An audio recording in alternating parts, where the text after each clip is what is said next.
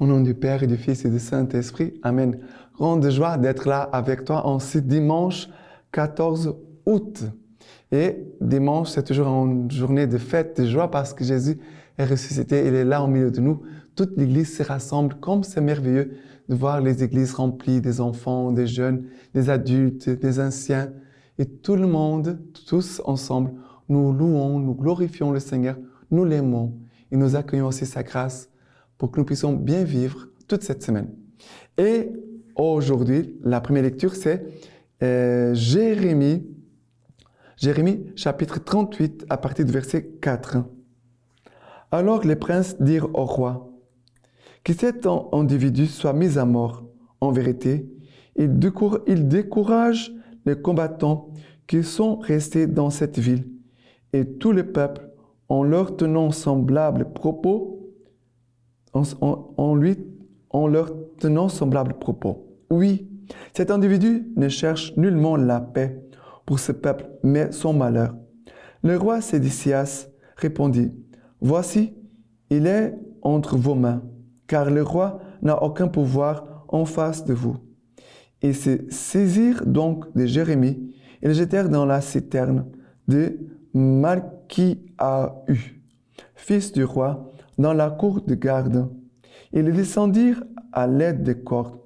Dans cette citerne, il n'y avait point d'eau, mais de la vase, et Jérémie s'enfonça dans la vase.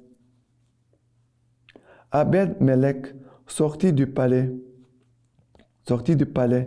royal et s'adressa au roi. « Mon seigneur le roi, ils ont mal agi, ces gens-là, en traitant de la sorte le prophète Jérémie. Ils l'ont jeté dans la citerne et va mourir de faim sur place, car il n'y a plus de pain dans la ville. » Alors le roi donna cet ordre au Cushite Ebed-Melech. « Prends ici 30 hommes avec toi et remonte de la citerne le prophète Jérémie avant qu'il ne meure. » Alors, qu'est-ce que nous voyons ici? Nous voyons Jérémie, le vrai prophète du Seigneur, et le faux prophète, ça veut dire la vérité et le mensonge. Et ici, on dirait que le mensonge, le mal, va vaincre Jérémie parce qu'il va être condamné par le roi, va être mis dans une citerne avec la vase, avec la boue, il s'enfonce dans cette boue, il va mourir. Mourir soit noyé dans cette étranglé, suffoqué dans cette vase, la boue, ou alors il va mourir de faim. Et grâce à cet homme, Ebed-Melech, qui va parler au roi et va demander l'avis de Jérémie, et grâce à cet homme, Jérémie va être sauvé. Et je pense combien de situations dans nos vies, parfois où il y a des erreurs, les gens sont jugés d'une façon injuste, sont mis à mort, sont condamnés, mais cela, ce n'est pas seulement dans les tribunaux, c'est dans nos vies, dans nos familles. C'est pour ça que nous devons demander toujours au Seigneur, Seigneur, donne-nous un esprit de discernement, un esprit de vérité, de lumière, pour voir les choses d'une façon juste. Et ici, c'était une question parce que Jérémie disait, c'est que le peuple ne voulait pas écouter, parce que Jérémie donnait des paroles dures au peuple. Et les autres disaient, non, non, non, tout va être magnifique, tout va être facile. Jérémie n'a pas caché la vérité. Mais à cause de la vérité, il va souffrir. Que nous puissions avoir le courage de dire la vérité et en même temps de faire confiance au Seigneur qui vient au secours de chacun de nous, même malgré les oppositions. OK? Maintenant, le psaume d'aujourd'hui, c'est le psaume 40. Le psaume 40 à partir du verset 2. J'espérais le Seigneur d'un grand espoir. Il s'est penché vers moi. Il écouta mon cri. Il me tira du gouffre tumultueux, de la vase du bourbier. Il dressa mes pieds sur le roc, affermissant mes pas. En ma bouche, il a mis un chant nouveau, louange à notre Dieu. Beaucoup verront et craindront, ils auront foi dans le Seigneur. Et moi, pauvre et malheureux, le Seigneur pense à moi. Toi, mon secours et sauveur, Mon Dieu, ne tarde pas. Mon Dieu, ne tarde pas. C'est vrai que dans les souffrances, on a du mal avec le temps parce que la souffrance semble qu'elle ne finit jamais, qu'elle ne passe pas.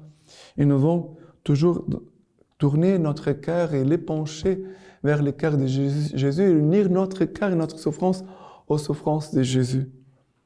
Toi, mon secours et sauveur, mon Dieu, ne tarde pas. Mais c'est vrai aussi que nous devons renouveler l'espérance. Pour ceux qui sont dans l'épreuve, ils doivent renouveler l'espérance. J'espérais dans le Seigneur d'un grand espoir. Il s'est penché vers moi et il écouta mon cri. Voilà l'espérance qui nous fait toujours attendre la grâce de Dieu. Et nous devons croire que la grâce nous est toujours donnée, n'importe dans quelle situation. La grâce de Dieu, nous est toujours donnée. Nous devons croire, soit dans l'abondance, soit dans ce qui manque, voilà, dans les difficultés, dans les joies, dans les maladies. La grâce de Dieu nous est toujours donnée. Nous devons croire à cela, parce que le Seigneur ne nous abandonne jamais, jamais, jamais. Notre Dieu, c'est notre Père, notre Papa. Comment il pourrait nous abandonner? Jamais. Il nous cherche toujours comme le bon berger qui cherche la brebis perdue. Il vient toujours à notre rencontre, comme le père d'un enfant prodigue qui part et le papa l'attend pour qu'il revienne à la maison. Voilà cette confiance que nous devons avoir dans notre cœur. Maintenant, la deuxième lecture d'aujourd'hui, Hébreux chapitre 12, à partir du verset 1. Voilà donc pourquoi nous aussi, enveloppés, que nous sommes d'une si grande nuée de témoins, nous devons rejeter tout fardeau et les péchés qui nous assiègent et courir avec constance l'épreuve qui nous est proposée. Fixons nos yeux sur le chef de notre foi, qui l'amène à la perfection, Jésus, qui, au lieu de la joie qui lui était proposée, endura une croix dont il méprisa l'infamie et qui est assis désormais à la droite du trône de Dieu. Songez à celui qui a enduré de la part des pécheurs une telle contradiction, afin de ne pas défaillir par lassitude de vos âmes. Vous n'avez pas encore résisté jusqu'au sang dans la lutte contre les péchés. Ce passage, il est très fort, très important pour nous, surtout dans les moments de difficulté, d'épreuve. Ici, le titre, c'est l'exemple de Jésus-Christ. Et il nous dit, il dit, voilà pourquoi, donc, ainsi enveloppés, nous sommes d'une si grande nuée de témoins. Première chose, les témoins, ça veut dire les frères et sœurs dans la foi, que nous encouragent, nous soutiennent dans la foi, sont là, qui prient pour nous, que prient pour nous, que nous encouragent, sont, voilà, des frères et sœurs vraiment dans le Christ. Et aussi les témoins au ciel, les saints au ciel, qui prient pour nous, qui prient et intercèdent pour nous. Et après, il dit, nous devons fixer nos yeux sur le chef de notre foi qui la mène à la perfection, Jésus-Christ, qui, au lieu de la joie qui lui a été proposée, endura une croix dont il méprisa l'infamie et qui est assis désormais à la droite du trône de Dieu. Ça veut dire, dans l'épreuve, nous devons regarder le Christ. Regarde le Christ, contemple le Christ. Laisse-toi aimer par le Christ. Aime le Christ. Offre tout au Christ. Demande toute sa grâce pour toi. Voilà. Parce que aujourd'hui, c'est dimanche. Notre Dieu, Jésus-Christ, il est vivant. Et il a porté une croix. Il nous aide aussi à porter la nôtre. Parce que lui, il est vainqueur. Il est tout puissant. Mais voilà que nous puissions vraiment nous unir et croire, avoir cette confiance en Jésus-Christ. Et en même temps, ici dit, vous n'avez pas encore résisté jusqu'au sang dans la lutte contre les péchés. Voilà. Et maintenant, l'évangile d'aujourd'hui, c'est Luc chapitre 12, à partir du verset 49. Je suis venu jeter un feu sur la terre, et comme je voudrais que déjà il fût allumé.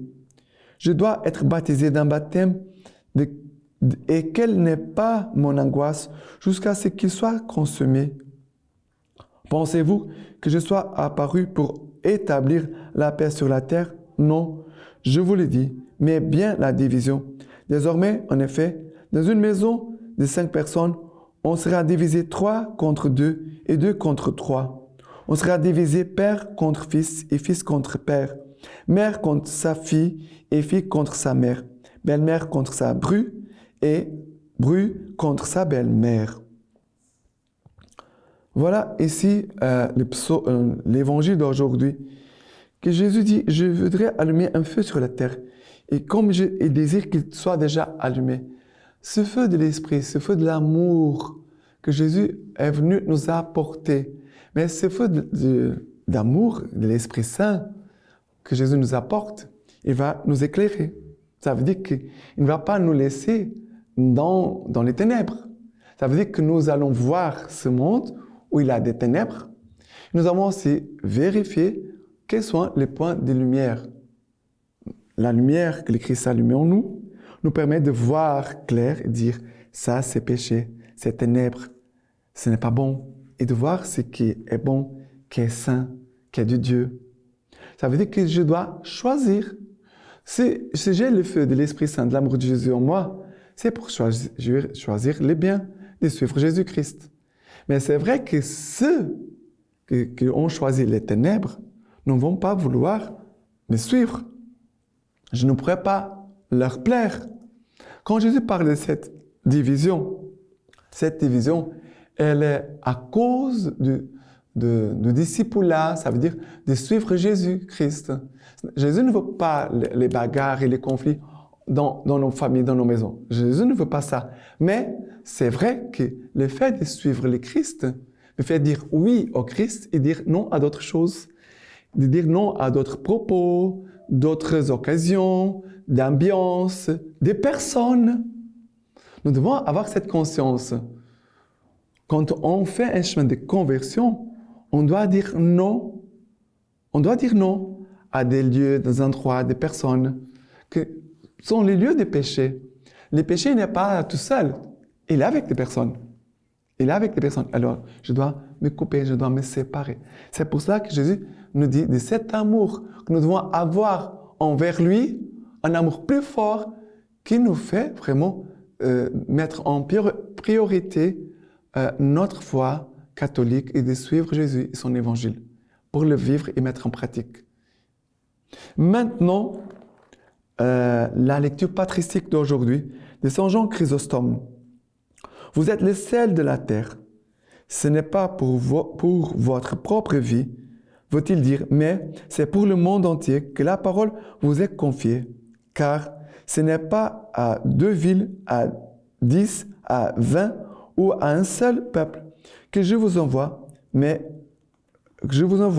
comme j'ai dit les prophètes, mais à la terre, à la mer, au monde entier, qui est plongé dans le mal, en disant, vous êtes le sel de la terre, et leur montrer que toute la nature humaine était affadie et corrompue par les péchés.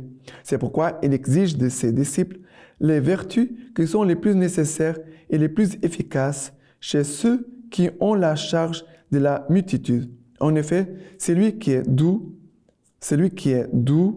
abordable, compatissant et juste, ne renferme pas en lui-même ses bonnes actions, mais il cherche à en faire comme des sources qui coulent pour l'utilité d'autrui. De même, celui qui a le cœur pur, qui est un artisan de paix, qui est persécuté pour la vérité, consacre sa vie au bien commun. Maintenant, je vous laisse la bénédiction par les mains toutes pures de la Vierge Marie. Dieu Tout-Puissant vous bénisse et vous garde, le Père, le Fils et le Saint-Esprit. Amen.